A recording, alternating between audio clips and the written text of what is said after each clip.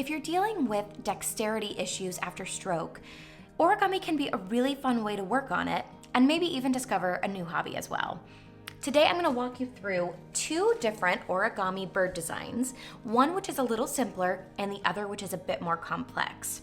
All you'll need for today's video are a few sheets of printer paper, a pair of scissors, and a little bit of patience. Let's get into it. We'll start with the simpler fold of the two, which is called the twirling bird, called so because when you throw it, it twirls down. Now, I am no origami expert by any means, so I've got a step-by-step guide that I'm going to be referencing on my computer, and I will leave a link down in the description below to that step-by-step guide for you all as well. So let's go ahead and get started. You will need to grab your scissors and your printer paper. We're going to take one sheet of our printer paper, and as you'll notice, printer paper is indeed a rectangle. We are going to need to start out with a square. So I'll show you how to cut a square out of a regular sheet of printer paper. You're going to take the top right-hand corner, and you're going to fold that down to the left side of the page. And then once you have it in place, you're going to crease where that fold is. Use both of your hands. We want to get both hands involved as much as possible so that you're working on strengthening, coordination, movement. So when your piece of paper looks like this, the part that didn't get overlapped, we're going to cut off. So if you can, hold the paper in one hand and scissors in the other, and just trim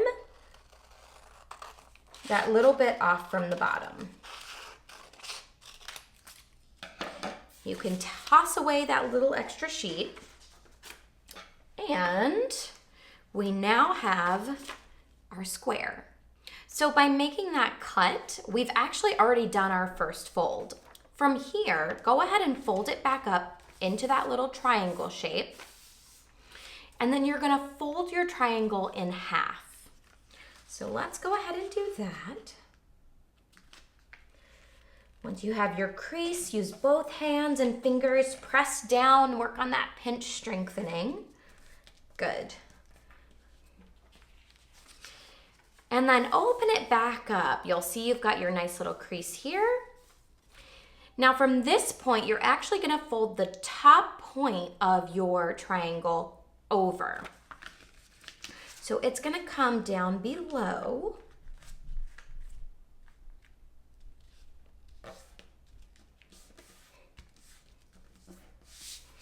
And so you should have something that looks like this now. Now from here, with the folded piece on the inside, you are gonna take and fold those long pieces up. Should be starting to actually look like something now. And make sure you fold and pinch, pinch, pinch all the way down. So now you should be here. You have folded up that piece. And from here we have one more step. We have to fold down the wings of the bird. So we're gonna take and fold it like this. And then you can use that first wing as your guideline for the second one, where you want to fold it down.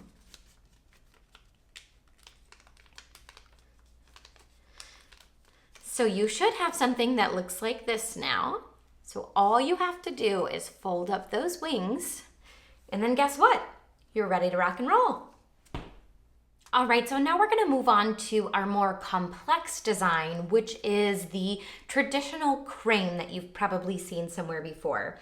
Now, obviously, by looking at this one, you can tell, again, I am not an origami expert, but I still think it's a really fun thing to get into that can really help to work on dexterity, coordination, pinch, and grip strengthening. So, we're gonna grab our sheet of printer paper, and just like we did with the first one, we've got to cut this piece into a square. So you're going to take the top right corner, move it over to the left edge of your paper, and then use both of your hands to push down that edge. And just like before, we're gonna cut off this little excess piece here that got left out from the overlap. So you'll take your scissors And then we have this. So when we open it up, there's already a nice crease and we have our square piece of paper. We have already made our first fold this way. So now what we have to do is fold the other way. So we've already got our crease here. Now we have to crease this direction. So we're gonna end up with another triangle. Push, push down. Get those creases nice and tight. And then we'll have another triangle. When we open that up, you should see 4 smaller triangles. We're gonna turn it from the front to the back. So it should be almost a little domed. That's the back side. And then from there, we've got to fold it lengthwise both ways. So I'll show you. So you're going to fold it in half.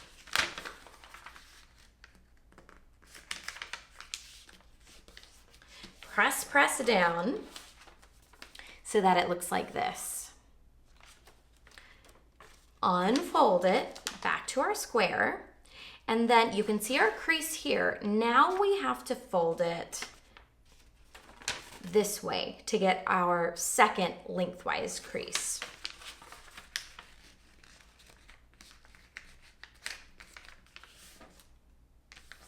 Now that we have got all of our crazy folds, we're actually going to pull in these sides here along the folded edge that we already have. Both sides are going to come in and then the top comes over. So then it looks like a little tiny diamond. But when you open it up, this is the fold. So the sides come in first and then the top folds over the top there.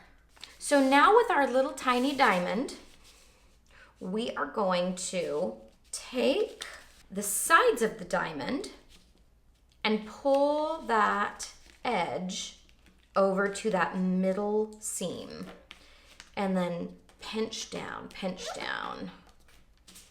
We're gonna do that on both sides, bringing the small diamond edges over to the middle. You can see though, I only did that on the top layer. So that's the back. This is the front.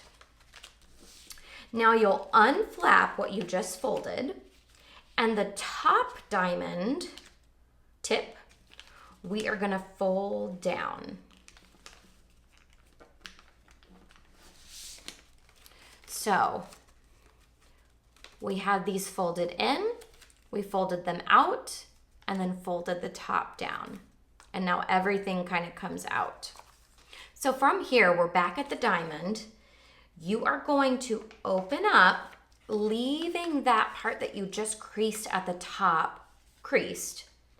And you are going to push in the sides to make a much longer diamond, just like this. You are going to fold the bottom flaps, just like we did before. You're gonna take the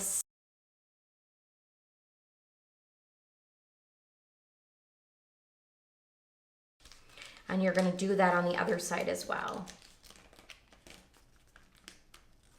Now, you're gonna turn it over and do the same thing on the other side. So we're gonna pull it up, leaving that one piece folded here, and pull in the sides so that you're gonna make your really long diamond on this side. And then the same thing, you're just gonna fold over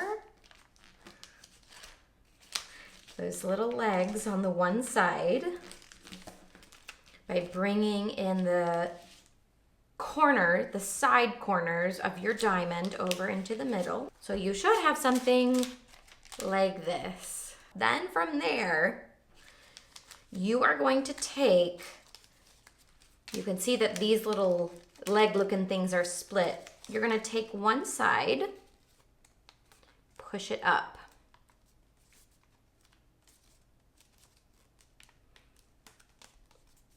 Then unfold it.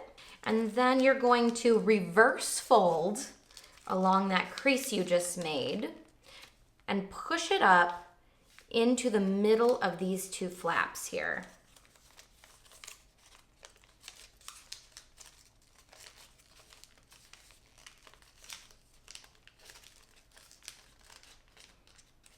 Gonna do the same thing on the other side. Fold up, up, up. You've made your crease and then come down here, reverse fold by pushing it up in between the wings.